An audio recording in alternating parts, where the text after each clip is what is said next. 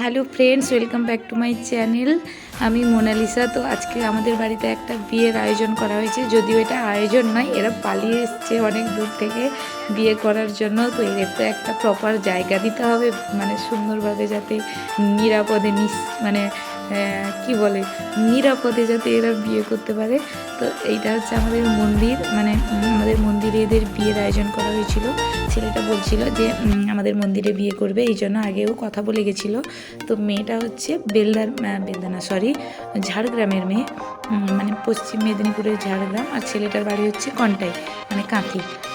তো মেয়েটার ছেলেটার সাথে ফেসবুকে আলাপ হয়েছিল, কথা জাস্ট বলা বলি হতো। তারপর ছেলেটার সাথে একদিন ছেলেটা মেয়েটার সাথে একদিন দেখাও করেছে। মেয়েটা প্রস্তাব দিয়েছিল যাতে ছেলেটার বাড়ি থেকে লোকজন নিয়ে এসে ওকে ওর বাড়িতে দেখতে আসে। তো এরকম একটা ব্যাপার হয়েছিল, কিন্তু ছেলেটা সেই সময় একটু তার কাজের প্রবলেম হয়, এই জন্য তার কাজটাও চলে যায়। ওই জন্য যেহেতু তার ফিনান্সিয়াল প্রবলেম হয়েছিল, তার জন্য ও আর এগোতে পারিনি ওই কথাবার্তার দিকে, যে বেকার ছেলেকে কে বা দিতে চাইবে। যাই হোক, ওই জন্য এগোতে চায়নি, মনটা খারাপ করে থেকে গেছিলো। কাজের জন্য চেষ্টা করছিল যাতে ভালো করে কাজ পায়। তো এতদিনেও কাজ পায়নি, যদিও ছেলেটা চাকরির জন্য, সরকারি চাকরির জন্য বিভিন্নভাবে প্রিপারেশান নিচ্ছে বা পরীক্ষা টরীক্ষা দিচ্ছে। তো মেয়েটার বাড়ি হচ্ছে পশ্চিম মেদিনীপুরের ঝাড়গ্রাম। মেয়েটা হচ্ছে ইংলিশে MA করেছে। এদের ফেসবুকে আলাপ হয়েছিল।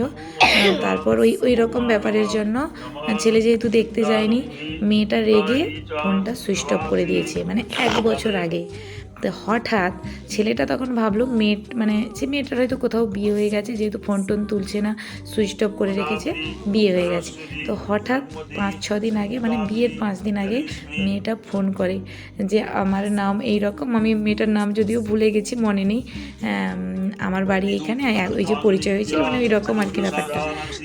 তখন ছেলেটা বলে যে না, মেয়েটার কোথাও একটা সম্বন্ধ লেগেছিল, যদিও খুব বড়লোক বাড়ি থেকে, কিন্তু ছেলেটা ক্যারেক্টারলেস। ওই জন্য মেয়েটা এই ছেলেটাকে ফোন করেছে যে আমি তোমার সাথে পালিয়ে যেতে চাই, হ্যাঁ, আর দেখাশোনা করতে আসতে হবে না, কারণ তোমাকে আর বাবা দেবে না, তোমাকে ফ্রড ভেবেছে। তো তোমার সাথে পালিয়ে যাবো। ছেলেটা কিছুটা অবাক হয়ে গেছিলো যে আমি তো বেকার, আমি তোমাকে খাওয়াবো কি, হয়তো খাওয়াতে পারবো, কিন্তু আর কিছু তো তার বাইরে আমি পারবো না। তখন মেয়েটা বললো ঠিক আছে, তুমি আমাকে খাওয়ালেই চলবে, শুধু খাওয়াতে পারলেই হবে, কারণ আর বাদ বাকিটা আমি আমার নিজের মতো করে নেবো, কারণ আমি টিউশন পড়াই, আর শ্বশুর বাড়ি গিয়েও টিউশন পড়িয়ে চালিয়ে নেবো। তো এই কথাটা শুনে ছেলেটা অনেকটা আশ্বস্ত হয়েছে। সেই জন্য মানে বিয়ের পিঁড়িতে যদিও বসেছে, তবুও টেনশান ভেতরে কাজ করছে, কি করব, কি হবে, এরপর কি হবে, মানে ওই সব টেনশান আর কি। তো যাই হোক, অ্যাটলিস্ট মালা বদলটাও তো হয়ে গেল। আর মানে কি আর বলবো, আমি এই যুগে মানে ভাবি কতটা ফ্রড মানুষ ফেসবুক থেকে, মানে এখন মানুষকে চেনাই যায় না, কাছাকাছি বিয়ে করলেও কত কিছু দেখাশোনা করার পরও কত মানুষ ভুলভাল হয়ে যায়। আর এরা এত দূর থেকে এত সাহস করে কী করে চলে আসতে পারে, কারণ ছেলেকে না চেনে, না জানে, না ওর বাড়ির পাশে কারোর সাথে পরিচিতি আছে, না ছেলেটা ক্যারেক্টারলেস হলেও তো ওর কিছু করার ছিল না, বা ছেলেটা মানে খারাপ হলেও, ওর বাড়ির লোক খারাপ হলেও ছেলেটা কী করতো, কতটা সাহস থাকলে এরকম করা যায়। হয়তো ধরা মানে আমি বাদই দিলাম, কারণ ওটা ওদের মনের ব্যাপার, ওদের টানের ব্যাপার, একটা মধ্যে প্রেমের টান বলে না, কিন্তু ফেসবুক থেকে এইভাবে মানে অসভ্য কীভাবে হয় আমি তো ভেবেই পাচ্ছিলাম না। আমি তো কতবার ধরে বলছি ফেসবুকে এই কয়েকটা দিনের কথাতেই এইরকম, এটা তো প্রেমও ঠিক বলা যায় না। কি করে বিয়ে পর্যন্ত এগিয়ে যেতে পারে আবার একজন শিক্ষিত মেয়ে। আর বিশ্বাস করো, ওর মুখে চোখে একটু টেনশান পর্যন্ত ছিল না, যদিও মেয়েটা ভীষণ কিউট, ভীষণই কিউট। তো ওর চোখে মুখে একটু টেনশানও ছিল না, অথচ ছেলেটা টেনশানে সিঁদুর পরাতেই পারছে না, মানে গুলিয়ে ফেলছে, বারবার কতবার করে যে তাকে দেখাচ্ছে এইভাবে সিঁদুর পরাতে হয়, এইভাবে সিঁদুর পরাতে হয়। তার দাদা এখান থেকে বলছে যে ল্যাংড়া খোড়া পর্যন্ত সিঁদুর পরাতে পারে, আর তুই একটা সুস্থ মানুষ হয়ে সিঁদুর পরাতে পারিস না। যাই হোক, সিঁদুরটা অন্তত পরিয়ে দিয়েছে বা পরিয়ে দেবে সুন্দর করে।